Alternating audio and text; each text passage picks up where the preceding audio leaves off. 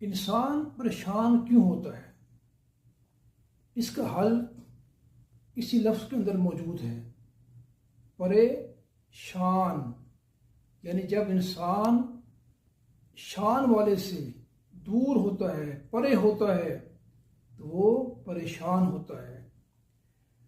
تو جتنے بھی انبیاء علیہ السلام تشریف لائے اور اس طریقے سے اولیاء اللہ کا بھی یہ کام رہا ہے کہ وہ مخلوق کا تعلق اللہ تعالیٰ کے ساتھ جوڑتے ہیں، اور جب یہ تعلق اللہ سے جڑ جاتا ہے تو پریشانیاں ختم ہو جاتی ہیں۔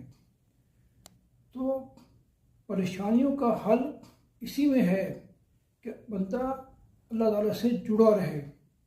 آپ نے دیکھا ہوگا کہ جب ہم روشنی میں بیٹھے ہوں اور اچانک لائٹ چلی جائے تو اندھیرا چھا جاتا ہے، اور پھر انسان جو ہے وہ پریشان ہوتا ہے۔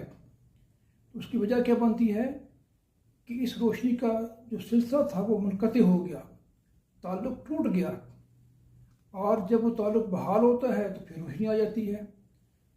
تو ہمارا جب تعلق اللہ تعالیٰ سے کمزور ہوتا ہے تو پریشانیاں آتی ہیں، اور جب ہمارا تعلق اللہ تعالیٰ کے ساتھ مضبوط ہو جاتا ہے تو اللہ تعالیٰ کے فضل و کرم سے ہماری پریشانیاں دور ہو جاتی ہیں۔